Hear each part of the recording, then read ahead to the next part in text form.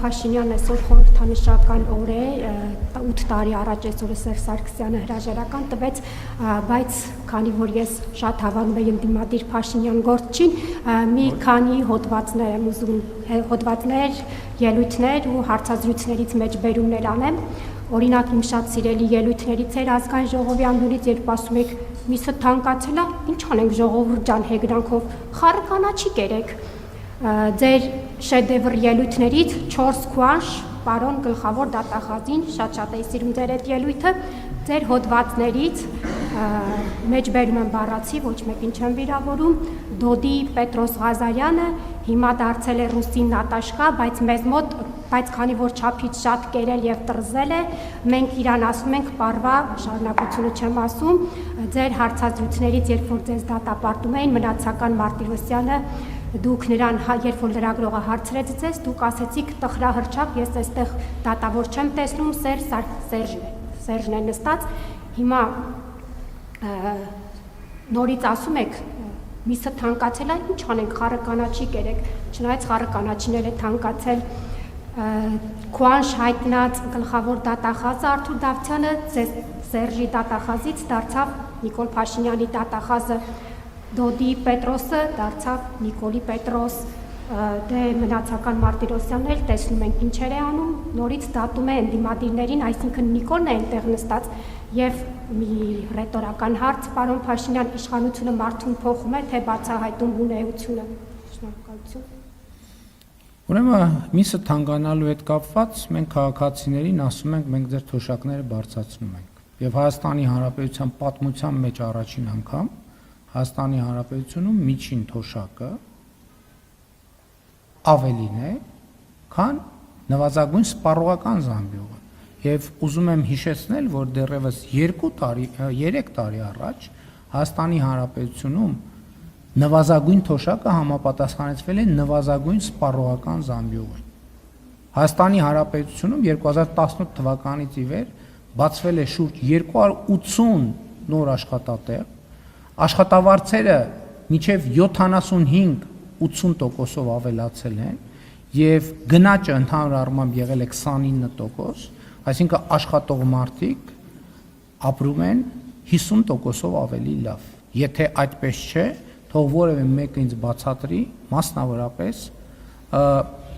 դեպի Եվրամիություն Հայաստանի Հանրապետությունից ուղևորա հոսքերի 580% աճը։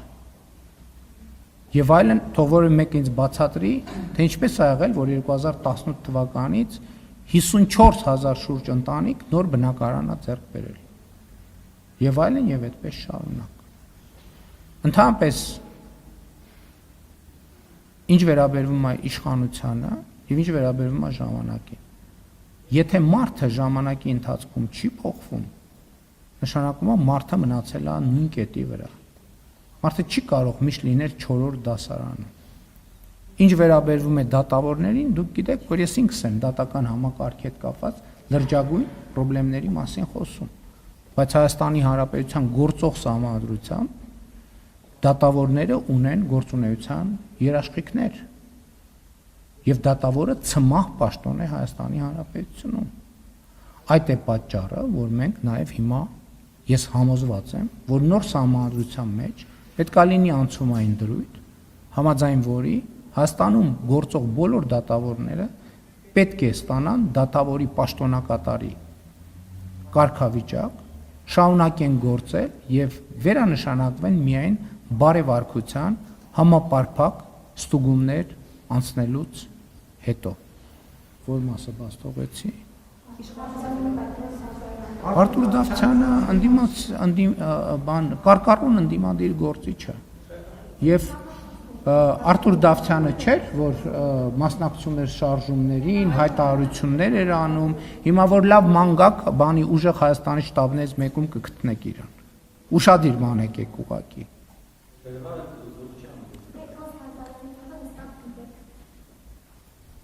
Եվ ինչ։ Պետրոս Ղազարյանը Հայաստանում եղել է եւ կա եւ ենթադրում եմ կշարունակի մնալ ակտիվ եւ հայտնի լրագրող։ Իր գիտեք ես էլ եմ ասում, ես կարող եմ մի բան ասել, մի բան չասել, կարող է ասածս կոռեկտ լինի, կարող է ասածս կոռեկտ չլինի, կարող է ճիշտ ասեմ, կարող է այդ պահի ընկալում ասեմ, այսինքն դա ինչ է ենթադրում։ Բա հիմա որ վերցնենք, ասենք, այդ որ տենցը լինի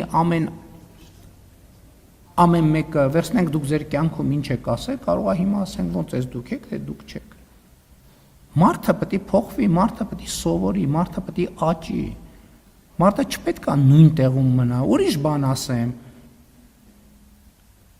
Ես խորհրդանում բազմաթիվ ուրիշ բաներ եմ ասել, իմ բոլոր ասածները այսօր ուժի մեջ են, իրենց բովանդակության եւ ոչ ձևի մեջ։